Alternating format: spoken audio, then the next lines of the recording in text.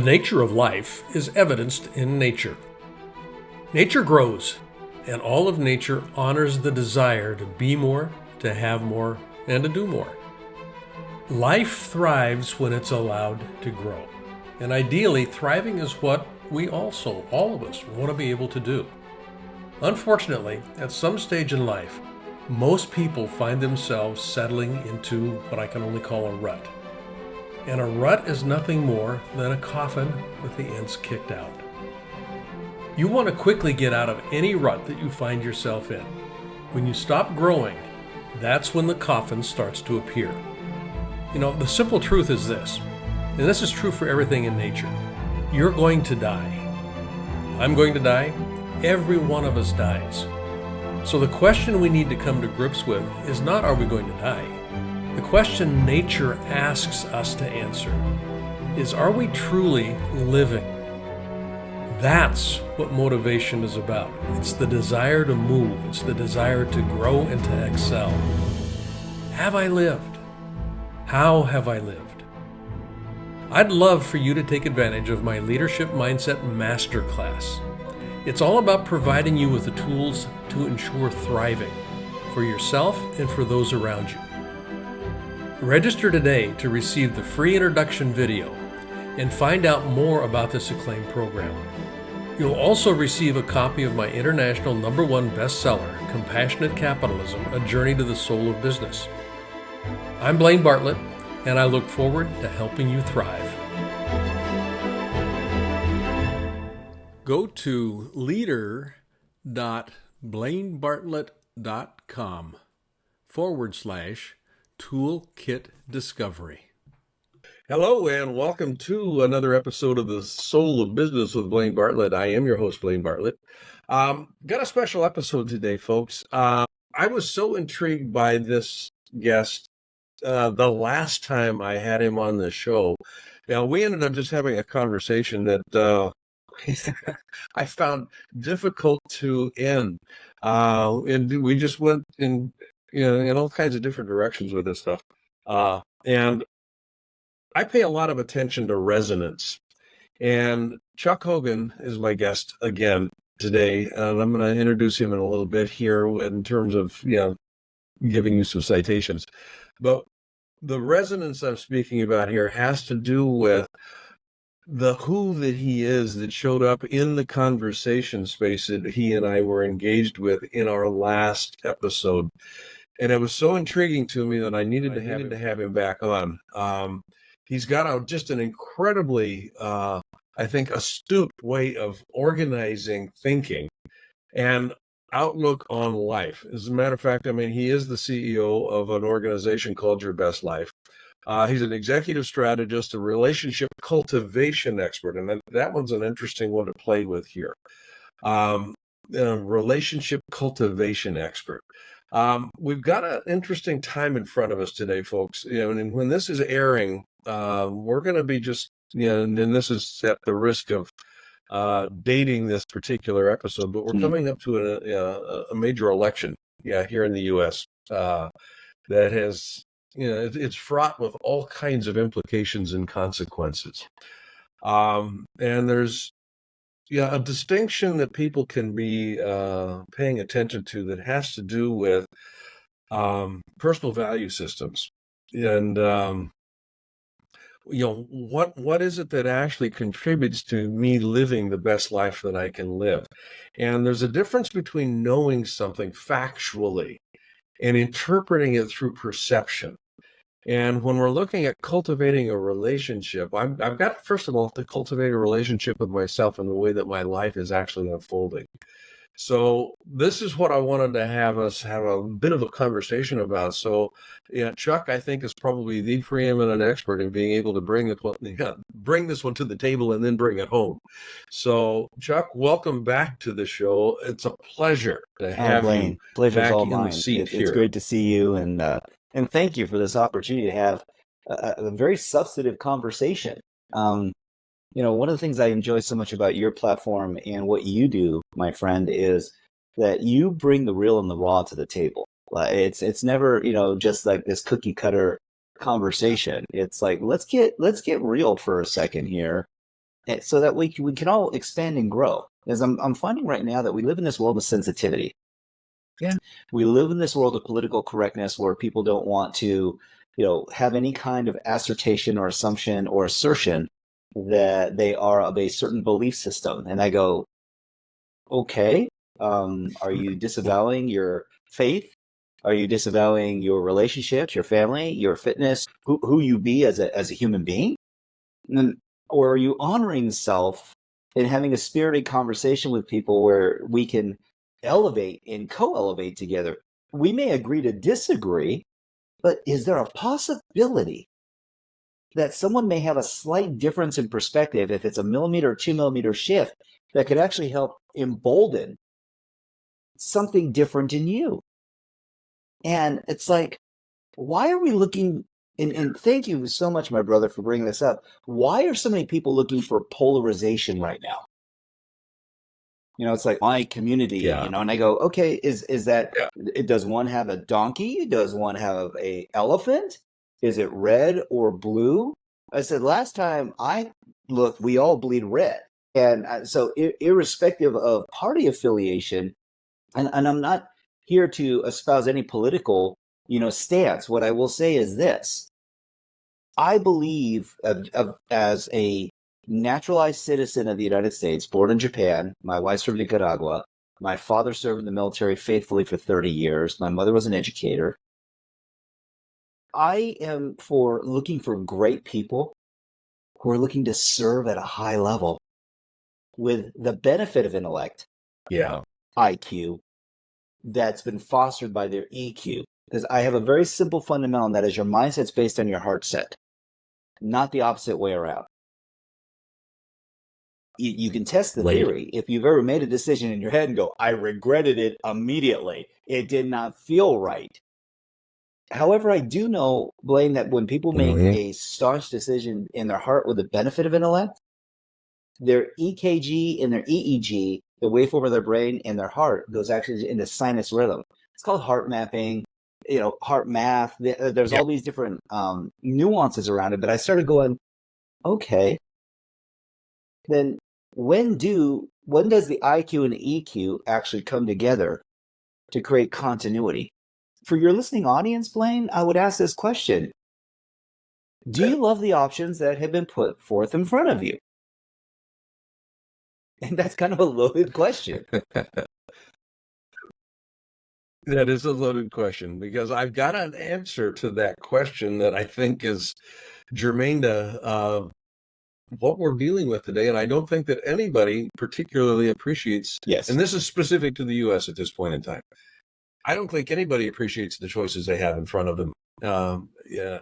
And here's where it gets interesting for me, Chuck, is the lesser of two evils. That canard, which is really kind of a red herring, because it can take me out of the game. It's the lesser of two evils. I'm just not going to play because they're both evil. Actually, if we're looking at it through the lens of intellect and through the lens of the heart, the personal value system, where is the synchronicity? First of all, the resonance. I may not have the best choices in front of me, but I've got a choice in front of me. And I'm going to have to live with the choice that I make, either by abdicating my responsibility and making a choice, which is a choice, or by saying, well, okay, I'm affiliated, and this is where confirmation bias can get me into real big trouble real fast. My brain is getting fed with all of this information, but my heart is going, boy, that doesn't feel right. And the seduction is to pull the trigger on making a decision based on what my intellect is saying, because it's affiliated with a certain worldview, as opposed to what my heart is saying, which is connected to humanity. My heart is always connected to humanity, and if I listen to it, sometimes it will trump. Hopefully, it will overcome the voice of the intellect, saying, "Well, you need to make that decision because this is the worldview that I've espoused is important." Well, and it's interesting because we hear a lot of hyperbole and a lot of conjecture around how the U.S. is viewed. So I started asking friends that actually reside in other parts of the world, that reside in Asia, that reside in the European Union, that reside in Russia, that reside in India. And they're like going, y'all are nuts. Like we're crazy, but you're like certifiable. And it's like, well, okay, is that the pot calling the kettle black? And they go, well, gunmetal. I was like, going, ish, carbone, graphite, granite. And I was like, okay, thank you for the clever quips, but so why do I go there? You brought up something brilliant, Blaine, and it really is brilliance. The default mechanism for the human condition is scarcity. And so when we drop into this modality of these are the choices that we have, and you're like going, I didn't pick these people. Who picked these people? I said, the system picked the people. And we, the people, support the system. Now, the only way it's going to change is if the rules change. But when you have an elected body that is less apt to extricate themselves from a situation, because in their emboldened position as lifetimers or as career politicians, and I have an uncle who was a career politician in the state of Maine for 18 years, and he finally got out. He tried to get out after 12 years. They wouldn't let him. And people go, what do you mean they wouldn't let him? The constituency, the people in this instance, spoke on his behalf, and he wasn't even on the ballot. They wrote his name in. He wanted to write in. So I share this with you for this reason. This is what I believe our founding fathers were really looking at, is that they were looking at prosperity and peace, not survival, and definitely not living in scarcity. Yet the fear-mongering that's going on in all of the environments now does not facilitate any kind of measure of growth and expansion. It's all about contraction and protecting what you have. So if it's on the global stage of economy, I'm going to pull out of these deals. Okay? Segregation has never been shown to work. Ever. In any environment, on any nation, on any planet.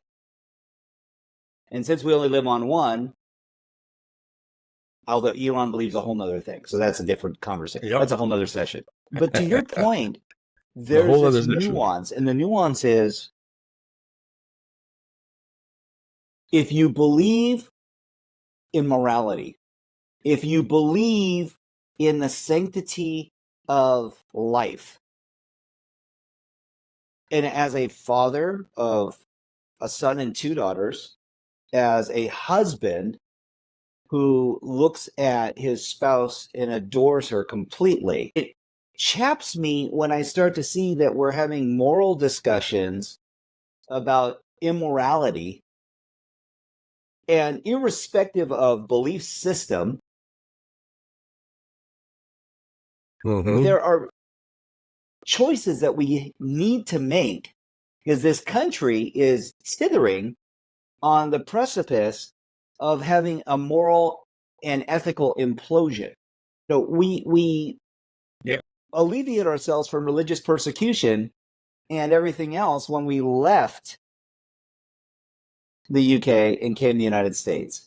But we need to remember that we also displaced a group of indigenous that were already here, living here, thriving here, and then imported other, I'll say, cultures just because it was a cool idea, and we were going to go ahead and make sure that we had people that we could go ahead and utilize for our needs. Now, why do I go there? Choices and decisions have shifted the ecology of the United States. And we are a true melting pot of so many different cultures. And I go, so do you think that hate, pride, emotion, jealousy, procrastination, frustration, aggravation, love, connection, growth are mutually exclusive as an American?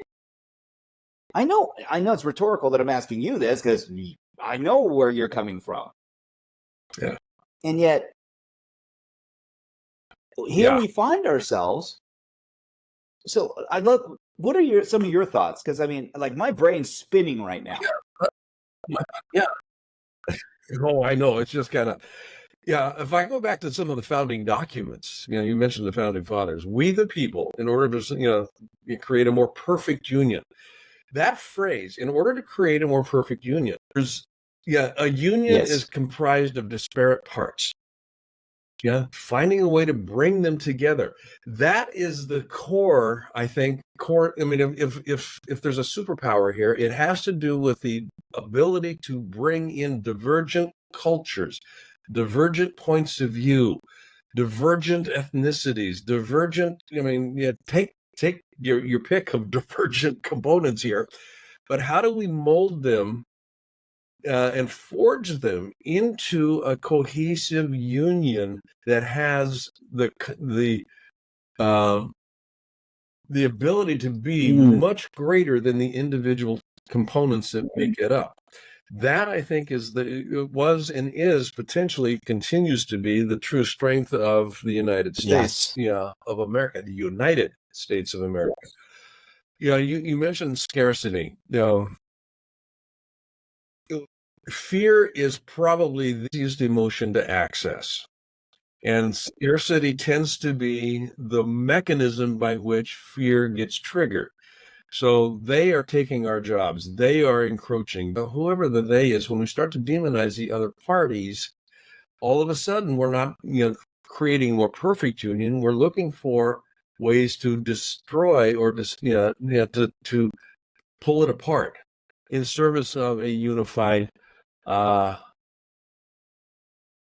elephant or a unified donkey.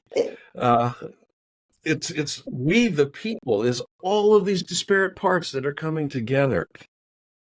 So, and you've heard me talk about this.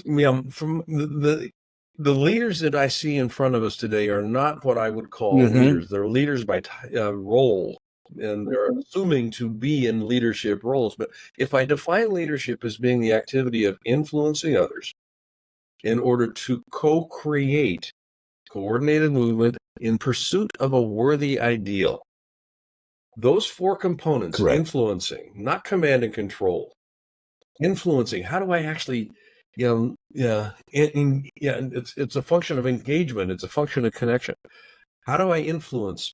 And then co-creation, what's in it for you? What's important to you? What matters to you as we forge this more perfect ideal? And then coordinated movement. The idea that compromise has become anathema and is the third rail in political conversations is absolutely crazy to me. We don't get anywhere without compromise. No. Compromise doesn't mean I give up something. It just means that we find a way to work out an ideal that is worthy of both of our participation. And then we get to that worthy ideal, a more perfect union. This is aspiration. And here's what I found interesting. At some point in time, we made a decision to become less curious and more critical. And so now everything is a 5-alarm fire. Like everything. It doesn't make a difference if it's, you're incarcerated or you're incarcerated. I was like going, when did that even become part of the narrative that we would be talking about incarceration of someone? Blaine, as a staunch entrepreneur and businessman, if you were looking for the next seceder to come into your position, into your organization, this is, and I'm not asking, I guess I'm putting it out there as a different scenario. If someone were to have on their resume, because I've seen, have you been incarcerated? They ask these things when you're going for employment. And I'm like going, I don't know that you would have made it past the AI bot that was looking at your resume. Needless to say that you would have a second, third, or fourth interview for a C-suite executive position. Now, and I'm not saying this of one of the candidates over another, because they've both had implications of impropriety. So that's not the issue. My point is that when did it become so egotistical, so megalomaniacal that someone would think that they're the only person that can save the universe from absolute destruction. And I go, okay. With no evidence to support that. Left or right. And so to your point, I heard this, and it came from, of all people, George W. Bush. And I met him. A couple times. Senior. Hilarious human being. Met Bill Clinton a couple times. Very charismatic human being. And so here's what was the interesting part. And this actually was at a time when George W. Bush's father was still alive. And what he couldn't understand for the life of him is how his father was actually best friends with Bill Clinton. And they're like going, wait, what? Yeah. And he goes, Papa, please. He goes, this guy is the guy that got you outside of the office. He goes, no. He had a different vision that served the people. He said, listen, son, here's the deal. No one is bigger than the office of the presidency. It has its own entity, its own embodiment, its own ideologies. Here's the challenge. When someone tries to change the value system with which the office was created. And this is the fundamental dismantling that we're starting to see out of fear, because people are using it as principles. Mm-hmm. Yeah. It's interesting to see when we start talking about humility. And people go, oh, you need to be a strong and staunch leader. I don't know that anyone would disagree with that, especially when you have access to the highest office in the land.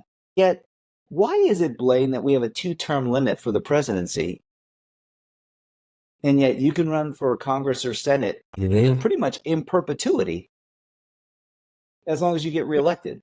Yeah.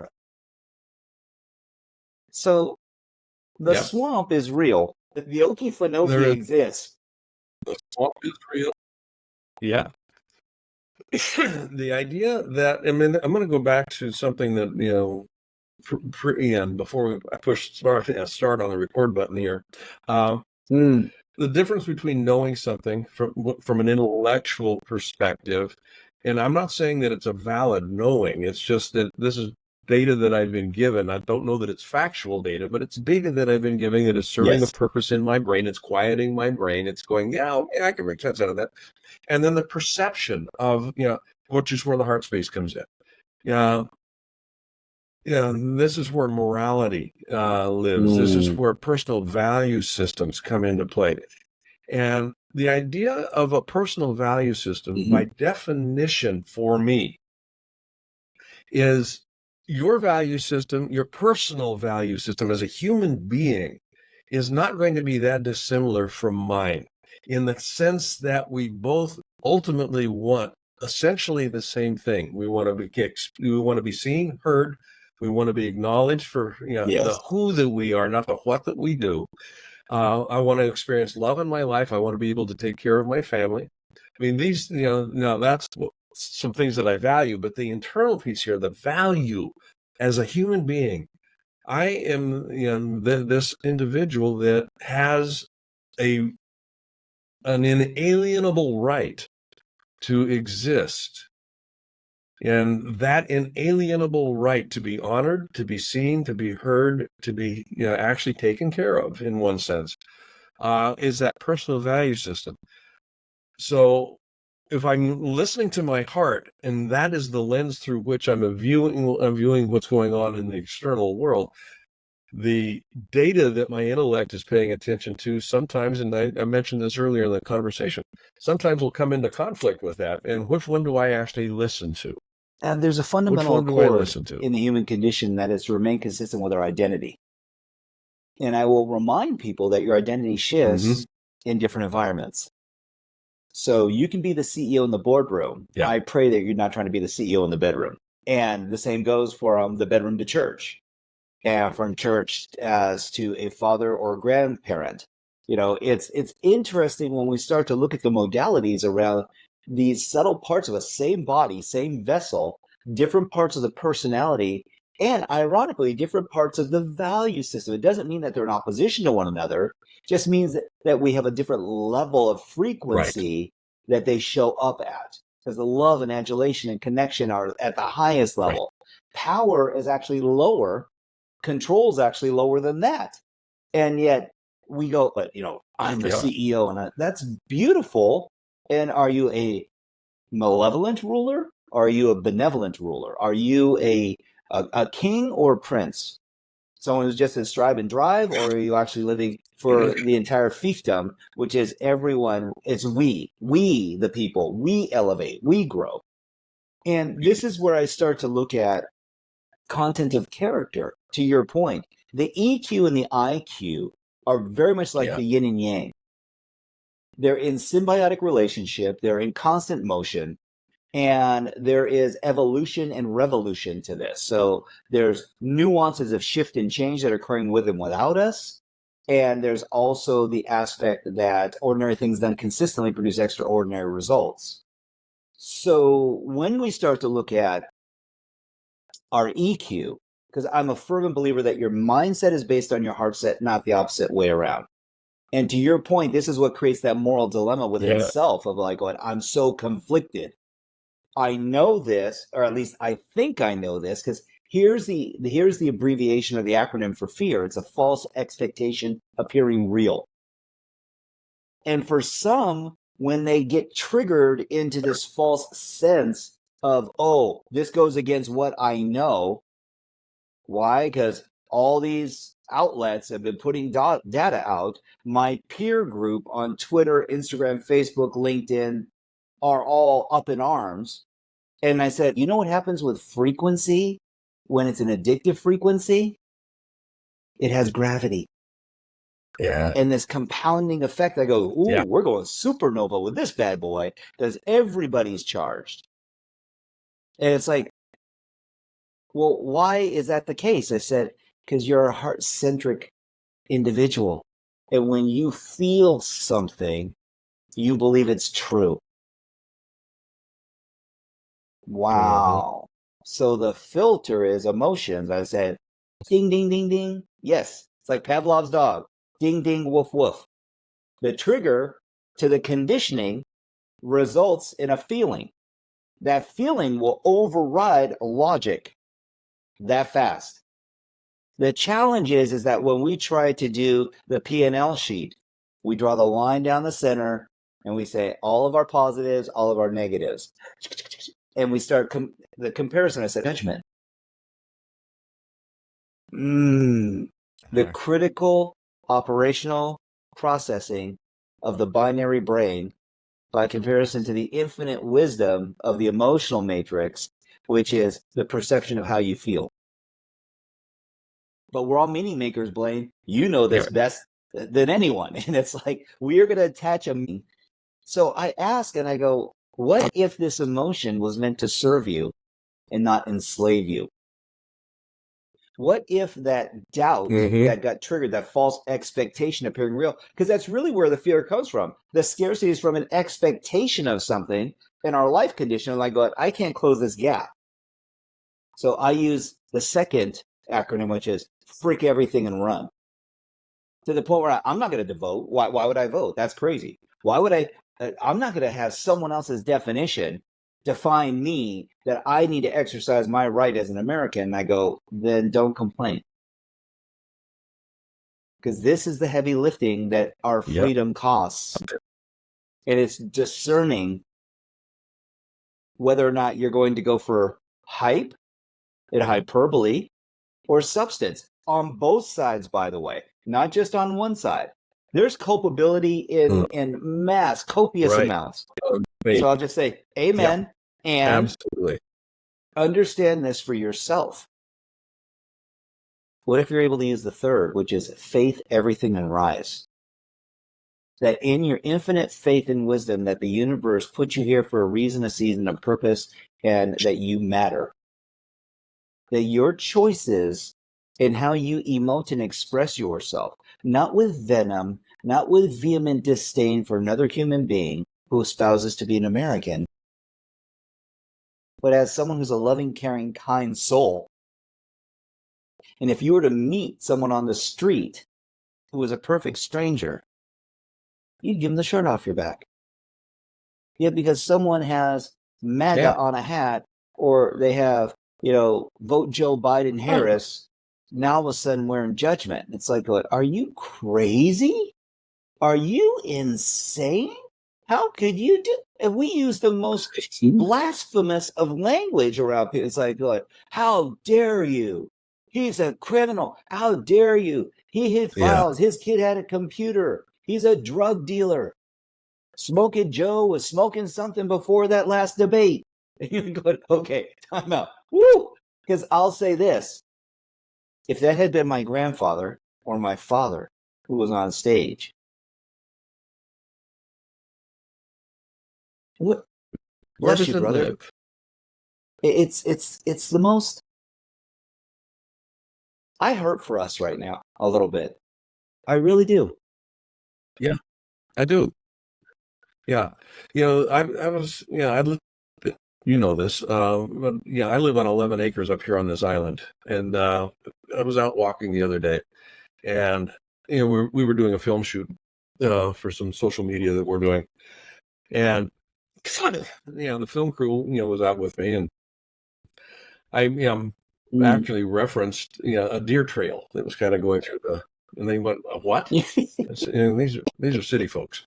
It's a little deer, kind of work this way, and you follow that back there, you get some very interesting insights into how the forest is put together. And then we, looked at the mitochondria.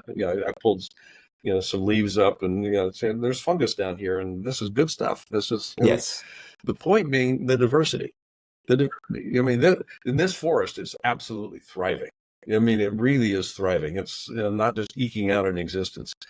And the key to its thriving is its diversity. It's the way that everything gets included in the mix. And to the point of what fear does, fear is an exclusionary mechanism. It blinds me to possibility. And I have a responsibility as a human being, first of all, but secondly, as a citizen, to make my voice heard in a way that is integrous, not a knee-jerk reaction, but integrous, and which requires critical thinking. It actually requires me not to buy, what's being sold to me. I actually have to step back and go, okay, well, that's an interesting data point. What's the source? And the idea of emotional intelligence, it's not to avoid, to dampen emotions. It's how do I use them effectively? How do I actually? There's an emotional response. Okay, what's the source of that reaction that I've experienced? That source of that trigger, and if I'm really paying attention, I can identify that source and then make an assessment. Is it valid or not? And if it's not valid, if it's a triggering mechanism that's based on scarcity, as an example, I'm going to lose something. I'm going to lose my job. I'm going to lose my, whatever it may be. Then I can kind of step back and go, and to your point about fear, is it an imagined state? Well, the likelihood of me losing my job because somebody's coming across the border. And by the way, more people come across the border than they do the southern border. Yes. So and we're not demonizing those that come across the northern, and they come. Yes, to go down that rabbit hole.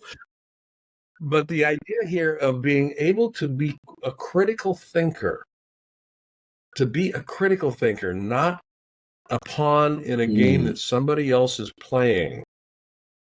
And this is, politics is all about the accumulation of power. That's all politics ever is. It's the accumulation of power. It's a very simple metric. Very simple metric, and it's not one that's useful. Especially when now there's a marginalization of what that voting power is. It's kind of like when someone goes, well, the U.S. dollar is not worth anything anymore. Okay, great. Then move to another country where they use pounds or euro or kwan or whatever the case might be. I go, because the truth of the matter is that our freedoms come at a cost. No. Yeah, it not never free. has been. Freedom isn't free. Wars have been fought. There's been a lot of discretion. We're seeing skirmishes, in Ukraine and in Israel and all other parts of the world. Taiwan could be next, North Korea, South Korea. I mean, this has been going on for generations. Since mankind And I has go, been existent on the wow, planet. is your life so miserable that, because I honestly believe, I don't believe North Korea would be in the state that it's in had they actually, been more tolerant. And yet, when you rule with an iron fist, to your point, segregation and repression do not cultivate a sense of well-being. They don't. It's impossible to thrive in those circumstances. Wow. Yeah. This has got, we could go so many directions with this, and yet I will say this. Thank you for allowing such a sobering conversation, Blaine, because I don't get to have these types of conversations with too many people, ironically. Yeah. I don't either, and particularly in a public forum. And I want to thank you for bringing it to the table, because right before we started recording, I said, "What do we want to talk about?" Because I respect what you bring to the table. I love the work that you do, Chuck. Folks, we haven't solved the world's problems here today. All we've done is we've just kind of lifted the lid on a couple of things, I think. But hopefully, as you're listening, it sparked a couple of questions for you about how you go about positioning yourself as a mechanism for good. How do you position yourself as an exemplar of what's possible? We, the people, in order to form a more perfect union. Success is in large part about striving for this worthy ideal, and And if the question that I've wrestled with for myself is that worthy ideal worthy of me, and vice versa? Am I worthy of that ideal state? Yes, I think I am. I'm showing up in a way that says, I'm contributing to this. And what is it that I'm contributing to? And I know what you're contributing to. Thank you, my brother. I'll say this one last thought, and that is, because my father and I were discussing this, and my mom, why aren't more qualified people, or the perception of qualified, ethical, moral, present, noteworthy people running for office? And it's real simple. They don't want the drama. They're like going, they don't want the stress. Yeah. When you look at the aging cycle of any elected official, it's like being fast food in a bad episode of Doctor Who. It's like they just advance in time, and you can just see them aging. It's like they turn the dial. It's like Doctor Strange. Yeah. It's like, wait, the apple appears. Oh, it disappears. What's rotten? It's gone. And I say this because it feels to a great degree that the synergy, and I understand systems of checks and balances, but the synergy of what it means to live in America has been somewhat compromised, because there's the ideals that people truly believe that there are a set of ideals that Americans espouse to. I really do. I believe that to my core. Love, life, and the pursuit of happiness. I go, okay, inalienable rights.